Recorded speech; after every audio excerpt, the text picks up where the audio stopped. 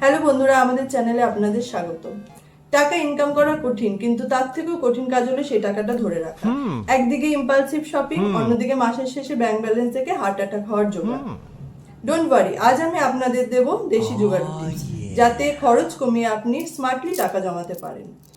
আর আপনিও যদি ইম্পালসিভ খরচের শিকার হন, তাহলে এই ভিডিওটি আপনার জন্য। ভিডিওটি শেষ পর্যন্ত দেখবেন এবং এটা মনে রাখবেন যে খরচ বাঁচাচ্ছেন মানে আপনি ভবিষ্যৎ সুরক্ষিত করছেন। Point number 1, impulsive shopping.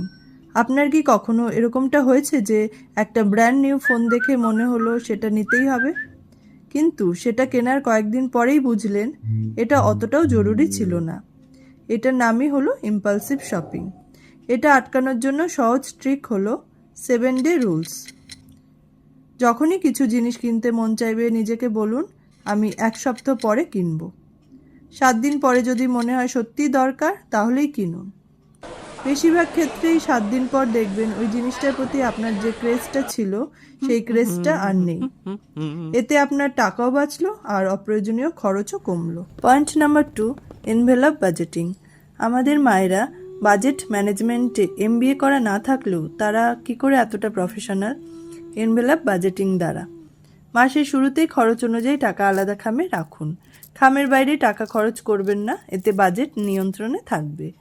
Digital লেনদেনের চেয়ে হাতে টাকা থাকলে খরচের উপর বেশি নিয়ন্ত্রণ থাকবে। মায়েরা ঠিকই বলেন, টাকা খরচ করা যতটাই সহজ, সেটাকে কিন্তু ধরে রাখা ঠিক ততটাই কঠিন। Point number 3, rewards and cashback. আপনি কি জানেন স্মার্ট লোকেরা খরচ করেও টাকা ফেরত পায়? গুগল পে, ফোনপে, পেটিএমের মতো অ্যাপে প্রতিটি লেনদেনে রিওয়ার্ডস বা ক্যাশব্যাক পাওয়া যায়। ব্যাংক বা ইউপিআই অফারগুলোর দিকে একটু নজর রাখুন। ক্রেডিট কার্ডের পয়েন্ট ব্যবহার করুন, ফ্রিতে সিনেমার টিকিট, ডিসকাউন্ট, এমনকি ফ্লাইট টিকিটও পেতে পারেন। পেটিএম, ফ্লিপকার্ট সুপার কয়েন্সের মতো পয়েন্ট সিস্টেম ব্যবহার করুন। যদি খরচ করতেই হয় তাহলে স্মার্টলি করুন, যাতে কিছু টাকা ফেরতও আসে আপনার। পয়েন্ট নাম্বার 4, বাইরের খাবারের বদলে ঘরোয়া খাবার।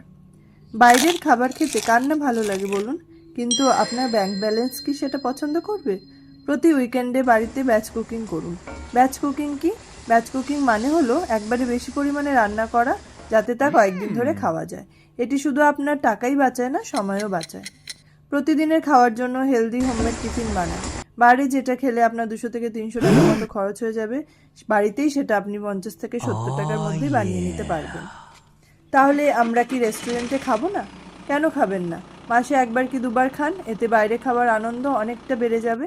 কিন্তু ডিসকাউন্ট অ্যাপ যেমন জোম্যাটো গোল্ড, ডাইন আউট, পাসপোর্ট ইত্যাদি ব্যবহার করতে ভুলবেন না, এতে কিছু সেভও আপনার হয়ে যাবে। Point number 5, second hand marketing.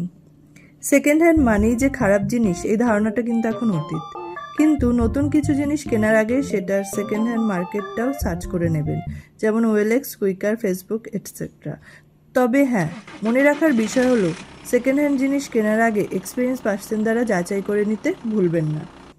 Second hand বই কিনুন, 50 থেকে 70% কম দামে পাবেন। কিছু কিছু আইটেম যেমন car, bike, mobile, laptop second hand কিনলে বিশাল টাকা বাঁচবে। আমার মনে হয় নতুনের চকচকে ভাবের থেকে টাকা বাঁচানোটা কিন্তু বেশি গুরুত্বপূর্ণ। আপনাদের কি মনে হয় সেটা জানাতে ভুলবেন না কিন্তু। এবার আমরা সেই বোনাস পয়েন্টে চলে এলাম। সেটা কি? সেটা হচ্ছে নো স্পেন্ড উইকেন্ড। প্রতি সপ্তাহে একদিন রাখুন নো স্পেন্ড ডে হিসেবে। সেদিন একটাও টাকা খরচ করবেন না। প্রিয়জনদের সাথে ফ্রিতে সময় কাটান, যেরকম পার্কে ঘুরতে যান, বাড়িতে সিনেমা দেখুন, হাঁটতে যান। মনে পড়ে ছোটবেলায় আমরা কাঠ জ্বালিয়ে পিকনিক করতাম, জিনিসপত্র বাড়ি থেকে নিয়ে এসে একসাথে রান্না করে খাওয়া। এতে আপনাদের মজাও হবে, টাকাও বাঁচবে। এমনটা ট্রাই করে দেখতে পারেন, কিন্তু অবশ্যই ভালো লাগবে। আর যদি আপনারা এটা ট্রাই করেন তাহলে কিন্তু কমেন্ট বক্সে অবশ্যই জানাবেন। বন্ধুরা, টাকা ইনকাম করাটা যেমন দরকার, বুদ্ধিমত্তার সাথে খরচ কমিয়ে সেই টাকাটা বাঁচানো কিন্তু তার থেকেও বেশি গুরুত্বপূর্ণ। এরকমই আরো দেশি জোগাড় টিপস পেতে আমাদের চ্যানেলটা সাবস্ক্রাইব করতে ভুলবেন না। আর আজকের ভিডিও থেকে আপনার কোন টিপসটা সবথেকে বেশি পছন্দ হচ্ছে সেটা কমেন্ট করে জানান। পরবর্তী ভিডিওতে দেখা হচ্ছে।